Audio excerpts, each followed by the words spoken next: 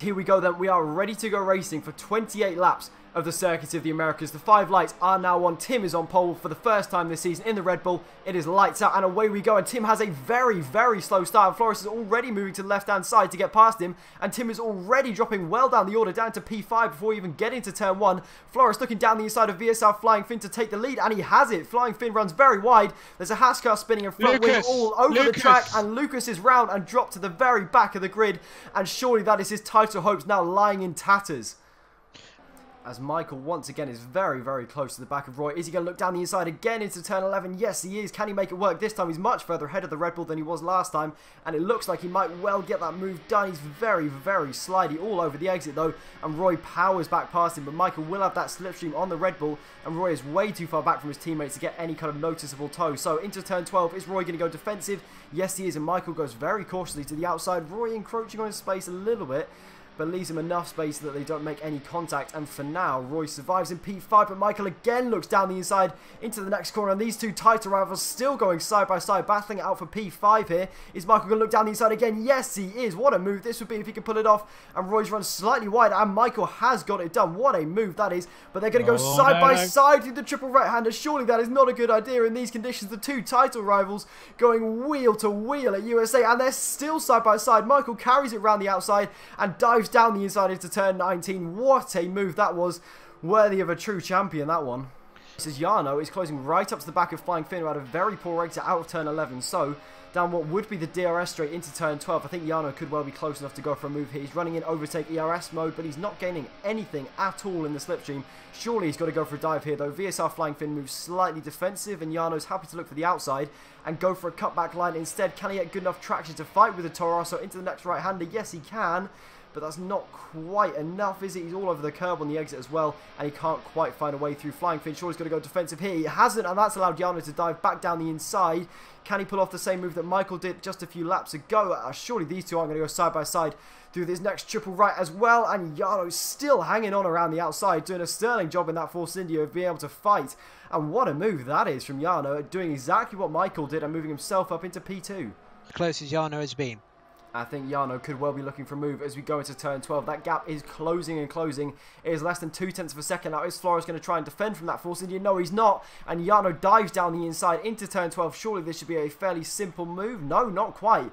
Flores hangs it around the outside. He is fighting it out like mad for the lead of this race.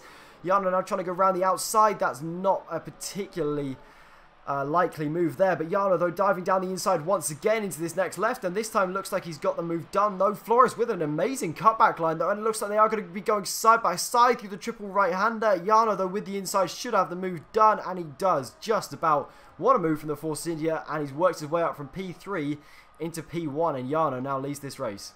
Let's see where Michael and Finn come out in relation to these two then. So up into turn 1, let's see if we can see anybody coming out of the pit lane from they're going to get him. Point of view, and there's Flying Finn, and there's Tim, and is Roy going to be able to get Michael as well? He's on the outside into turn 1, and it looks like he is ahead of Michael comfortably actually. So Michael now finds himself behind both Red Bulls, and Flying Finn and Tim are very, very close together. Tim though just about having to settle behind Flying Finn, who must have had a minor heart attack coming out of the pits as seeing two Red Bulls right on his tail. Close for Flores. In camera shot, and where's Flores going to be though? This is going to be very, very close with Tim looking round the outside. I think VSR Flying Finn is ahead of him. He is. Can the Red Bull get ahead as well? No, not quite. So Flores actually in all of that has lost a position, and Flying Finn's one lap undercut was enough to gain him a position up into P2. As Tim picks up a 3-second time penalty, but I think the battle we should be looking at is Roy and Michael.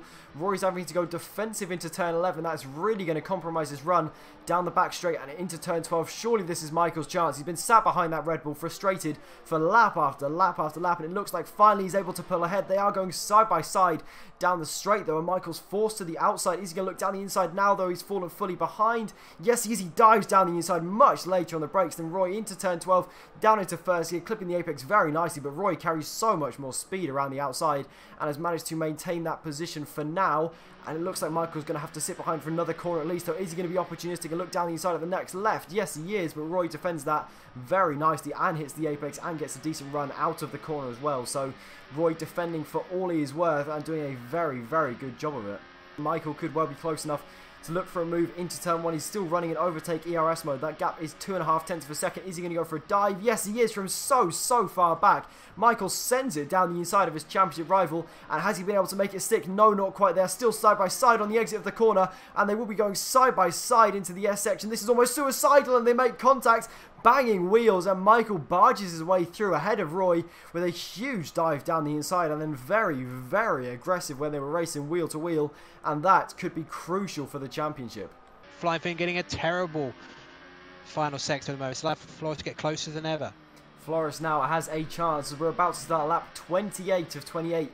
He can sniff P2. That Flying Finn is all over the place, and he has been for a couple of laps now. So Flores, if he can get a decent traction out of the final corner, he could well have a look into turn 1. So here we go then. Can he challenge Flying Finn into turn 1? He looks to the inside and is much later on the brakes. Now that Toro Rosso, can he make the corner? Yes, he can. Hits the apex very nicely, and looks like he will be ahead. Flying Finn is going to do his best to challenge him, but has nothing to fight with at all.